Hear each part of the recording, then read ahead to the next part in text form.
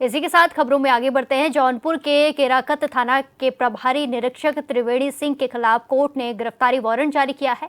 बताया जा रहा है कि त्रिवेणी सिंह पर ST/SC एक्ट के तहत मारपीट, जाति सूचक गालियां देने और 30,000 रुपए की अवैध मांग करने का आरोप लगा है। ये मामला 23 मार्च 2021 को दर्ज हुआ था और चार्जशीट भी दाखिल की जा चुकी है, लेकिन आरोपी इंस्पेक्टर कई बार कोर्ट के समन के बावजूद पेश नहीं हुए, जिसके बाद अदालत ने सख्त रुख अपनाते हुए ये फैसला लिया है।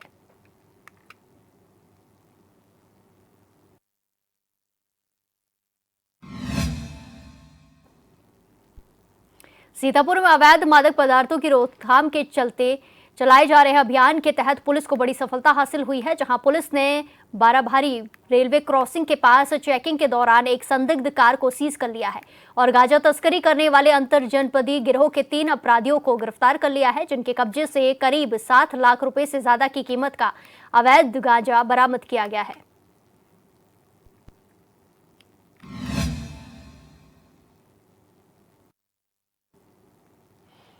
इसमें शामिल 3 लोग थे और इसमें जो मेन तस्कर था, इसका नाम आशुतोष है उर्फ मोनू सिंह है, जो रहने वाला आजमगढ़ का है, जिसका कुल पहले भी आपराधिक इतिहास है। 8 उसके ऊपर अन्य धाराओं में मुकदमे दर्ज है।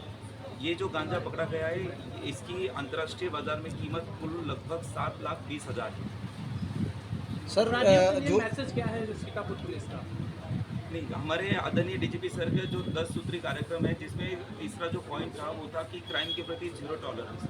तो अपराध किसी भी प्रकार का हो, इसी के उपक्रम में जो हमारे SP सीतापुर है अंकुर सर, इन्होंने रात्रि के समय में सघन चेकिंग अभियान, जिसमें अनेक चोरी की घटना आपको भी पता है कि कारित की गई थी, तो इसमें भी हम लगातार कर रहे हैं। और एक्सीडेंट में खासकर अवैध पदार्थ का सेवन करके जो एक्सीडेंट होते हैं, जिसमें फिर निरपराध लोगों की जान जाती है, तो उसके ऊपर भी कार्रवाई करने के लिए ये अवैध पदार्थ के ऊपर लगातार कार्रवाई करना जरूरी था, सर ने कहा था, और इसीलिए फिर लगातार कार्रवाई आपको होती हुई दिखाई भी दी। सर कितने लोग इसमें गिरफ्तार हुए हैं? इसमें कुल 3 लोगों की गिरफ्तारी हुई है, जिसमें से मेन जो तस्कर है इनका, उसका नाम है आशुतोष उर्फ मोनू सिंह, ये रहने वाला आजमगढ़ का है। क्या किसी तरह का ग्रुप बनाकर ये काम करते, गिरोह है इनका कोई? नहीं, अभी तो फिलहाल के लिए आशुतोष से जब हमने इसको रात को मतलब जब इसकी गिरफ्तारी हुई, इसके बाद में ये कहाँ से ला रहा था और कहाँ लेके जाने वाला था, लेकिन जबकि ये एक आपराधिक किस्म का व्यक्ति है और इसका 2013 से लगातार आपराधिक इतिहास रहा है अलग अलग जनपदों में, तो हम इसमें आगे की भी और मतलब फॉरवर्ड और बैकवर्ड लिंकेज देखेंगे और जो इसमें शामिल होगा उसके ऊपर कार्रवाई करेंगे।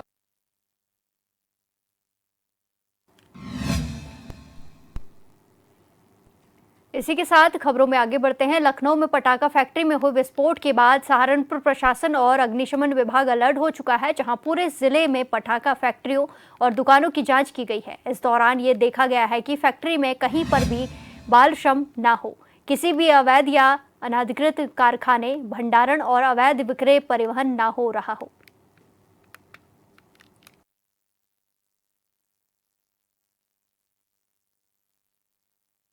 हाँ, शासन द्वारा जो है ये पत्र आया था नहीं कि अवैध पटाखों का भंडारण, उत्पादन, बिक्री पे रोक लगाने के लिए विशेष अभियान 15 तारीख तक चलाया जा रहा है। उसी के क्रम में जिला स्तर से जो टीम बनी है वो जांच करने के लिए आज हम लोग आए हुए हैं। तो अभी दुकानों को देखा गया है, तो ये जो जांच की जा रही है उसी के क्रम में की जा रही है।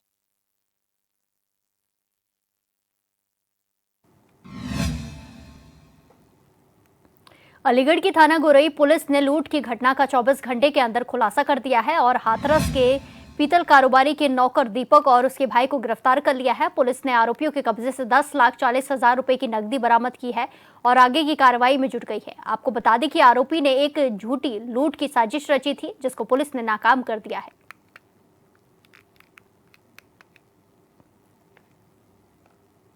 गोरई पे ये सूचना प्राप्त हुई कि एक जो मुनीम है, जो कि व्यापारी हैं हाथरस के, उनके साथ लगभग 10,40,000 रुपए की लूट थाना गोरई क्षेत्र में मथुरा बरेली हाईवे पे हुई है। इस सूचना का तुरंत ही संज्ञान लेते हुए स्थानीय पुलिस द्वारा, मेरे द्वारा और सीओ साहब द्वारा मौके का मुआयना किया गया और 5 टीमों का गठन किया गया और प्राप्त तहरीर के अनुसार 84/25 एक मुकदमा थाना गोरई पे तुरंत ही पंजीकृत किया गया। इसके उपरांत 24 घंटे के अंदर हमारी 5 टीमों ने हाथरस, मथुरा, अलीगढ़ और नगर निगम के कई कैमरे समेत लगभग 200 से ज्यादा CCTV कैमरे खंगाले और इस घटना का 24 घंटे के अंदर सफल अनावरण किया है। और दोनों ही लुटेरे, जिन्होंने, जो कि एक मुनीम है, इसी मालिक के यहाँ जो काम करते हैं, जो कैश का ट्रांजैक्शन रोज करते हैं, जिनका आना जाना है कैश के साथ, उन्होंने ही अपने सगे भाई के साथ मिलकर इस घटना को रचा था। और हमारी पुलिस ने, जिसमें कि सर्वेलांस टीम भी शामिल है, स्क्वाड टीम भी शामिल है, ग्रामीण और जनपद की, इन सभी ने मिलके इस घटना का 24 घंटे के अंदर सफल अनावरण किया है। और रिकवरी में पूरे लूटे हुए 100% 10,40,000 रुपए जो कि लूटे हुए थे, उसका पूरी 100% बरामदगी हुई है। और इसी के साथ घटना में प्रयुक्त जो एक रॉयल एनफील्ड बाइक है, उसकी भी बरामदगी हुई है। जो मुनीम ने जो पहली सूचना दी थी, उसमें उन्होंने ये कहा था कि उनके साथ एक काली स्कॉर्पियो से 4 लोग आए, उन 4 लोगों ने उनके साथ एक्सीडेंट कारित किया और फिर उनका बैग, उनका मोबाइल, ये सब लूट के ले गए, जिसमें कि 10,40,000 रुपए भी शामिल थे। तो इसी सूचना के आधार पर हमने FIR पंजीकृत की, 5 टीमों का गठन किया और सभी ने लगभग 200 से ज्यादा CCTV कैमरे 24 घंटे के अंदर देख के पूरी घटना का सफल अनावरण किया है। और इसमें मुनीम ने अपने भाई के साथ इस पूरी घटना को सुनियोजित ढंग से अंजाम देने का जो जुर्म है उसको कबूल किया। इसमें बहुत सिंपल है कि क्योंकि इनका कैश का ट्रांजैक्शन था, इनका 2-3 साल से ये मुनीम थे अपने मालिक के यहाँ, तो अपने मालिक का इन्होंने विश्वास जीत लिया था और अपने भाई के साथ मिलकर, जिनको इन दोनों को पैसों की जरूरत थी, तो इन्होंने इनका इस लालच के चलते इस घटना का अंजाम दिया। देवरिया के भटनी क्षेत्र में महिला की जमीन पर कब्जा कर मकान बनाने का मामला गरमा गया है। पीड़ित हसीना खातून ने जिलाधिकारी से शिकायत कर मदद की गुहार लगाई है। इसके अलावा पीड़िता ने उपजिलाधिकारी पर पक्षपात करने और पुलिस पर कार्रवाई न करने का आरोप लगाया है। दरअसल प्रशासनिक उदासीनता के चलते महिला की जमीन पर कब्जा किया गया है।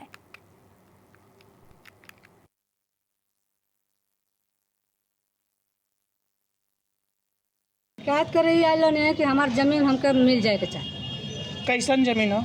लिखना रजिस्ट्री जमीन है। हाँ 6 डिसमिल हमार बटे, 6 कट्ठा आ 4 डिसमिल उनकर बा, जिसमें कि 5 डिसमिल जमीन हमारी में लेके किसमोहन शर्मा कर्जा कलर बना गुंडागिरी पर। हाँ तहसील देवस्थ में गई बानी, तहसील नहीं सुन ले। जब वो में गई बानी तो कहले वाली SDM कि जब तक नापी नहीं कराएंगे हम आकर, तब तक आप ऊपर पक्का निर्माण मत करना। तो ये किसमोहन शर्मा कहले बना कि जा वैसा वैसा SDM हमारे आगे पीछे आते हैं। ठीक बा, थाना पर गई नहीं, थाना पर कहता ना कि हमारे लिए कौन आदेश बा कि हम रोकी। थाना आईना देख के चल गई, कौनो हमके निर्माण ना करना। तब से हम आते बानी 13 तारीख से 13 तारीख 1 महीना हो जाए, कौनो बात की सुनवाई।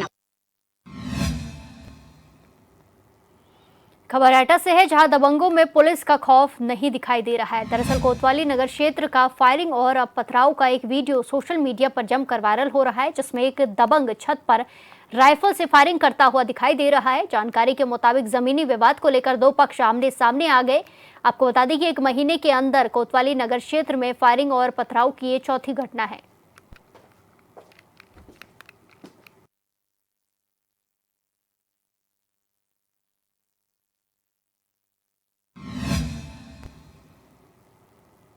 इसी के साथ खबरों में आगे बढ़ते हैं। झांसी के मोट कोतवाली क्षेत्र के गांव भुजौद में बिजली विभाग की घोर लापरवाही ने एक किसान की जिंदगी छीन ली। दरअसल 45 साल का बीरेंद्र रोज की तरह खेत पर पानी लगाने गया था, लेकिन खेत में फैले करंट वाले तारों से उसकी सांसें चली गई हैं। वहीं जब परिवार खाना लेकर खेत में पहुंचा तो किसान केबल में उलझा पड़ा मिला। ऐसे में चीख पुकार मच गई। आनन फानन में अस्पताल ले गए, लेकिन वहां डॉक्टरों ने बीरेंद्र को मृत घोषित कर दिया। सूचना मिलते ही पुलिस और तहसीलदार मौके पर पहुंच गए। साथ ही तहसीलदार जितेंद्र कुमार ने माना है कि किसान की मौत करंट की चपेट में आने से हुई है और आश्वासन दिया है कि शासन स्तर से हर संभव मदद दिलाई जाएगी। सिंह भुजौंद की। कौन है, क्या हो गया? ये वीरेंद्र पाल हैं। करंट लग गया, लोग खेत में काम कर रहे थे, पानी वानी दे रहे थे। हाँ। पानी देते समय करंट लग गया। कैसे लग गया? अब वहाँ पे तो कोई था नहीं, जो है करंट लगे पाए गए वहाँ जब गए देखने लोग। हाँ। कले वले लेके बहू गई तो करंट लगा हुआ था।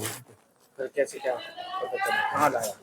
फिर मेडिकल लाए, जो है सबको बुला के, जो है गाँव वाले जी सब मेडिकल लाए। क्या कहा डॉक्टर ने? मृत घोषित कर दिया। कानपुर के आधार सेंटर में पहुंचकर डीएम जितेंद्र प्रताप सिंह ने आधार का बायोमेट्रिक अपडेट कराया और शहर वासियों से भी अपडेट कराने की अपील की है। वहीं डीएम जितेंद्र प्रताप सिंह ने कहा कि उनका आधार कार्ड 10 साल पहले अपडेट हुआ था, इसीलिए दोबारा कानपुर के आधार कार्ड सेंटर में अपडेट कराया है। साथ ही उन्होंने कहा कि जिन बच्चों का आधार कार्ड नहीं बना है तो उनका आधार कार्ड जरूर बनवाएं।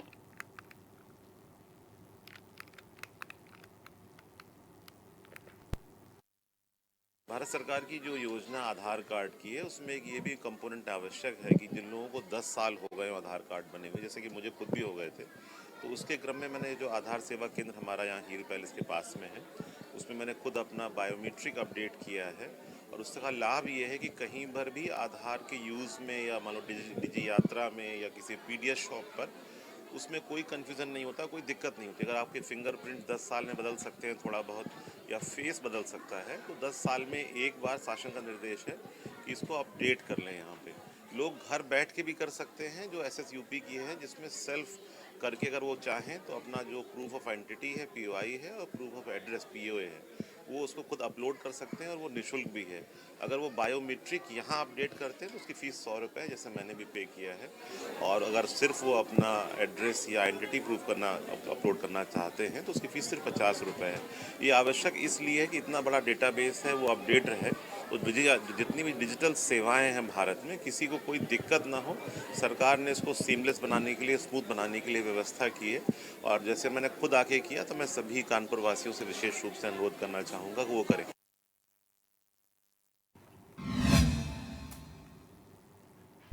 इसी के साथ खबरों में आगे बढ़ते हैं। कानपुर के गवाल टोली थाना क्षेत्र में एक तत्कालीन इंस्पेक्टर सभाजीत सिंह को गिरफ्तार कर लिया गया है, जिस पर वक्फ की जमीन पर अवैध कब्जा करने, मुतवल्ली को धमकाकर रंगदारी वसूलने के गंभीर आरोप हैं। SIT की लंबी जांच के बाद यह एक्शन लिया गया है। जांच में सामने आया है कि वो दुबई के कई अन्य आपराधिक मामलों जैसे फर्जी दुष्कर्म केस दर्ज कराकर वसूली, जमीन हड़पना और ब्लैकमेलिंग में भी सीधे तौर पर लिप्त था।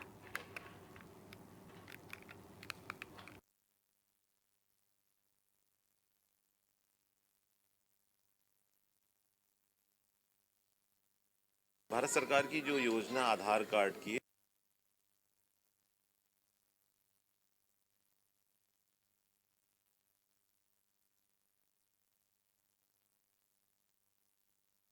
थाना ग्वालटोली पे 126/25 मुकदमा लिखा गया था, जो आगमन गेस्ट हाउस को लेकर के है, जो प्रॉपर्टी बटा 13/388 को लेकर के है। उसमें अखिलेश दुबे और बाकी उनके को एक्यूज्ड हैं जो जेल में हैं। उसमें एक इंस्पेक्टर सभाजीत मिश्रा भी नेम्ड हैं, जिसमें ग्वालटोली इंस्पेक्टर ने बार विवेचना उनको अरेस्ट किया है और गिरफ्तारी करके जेल भेजा जा रहा है सबूतों के आधार पर।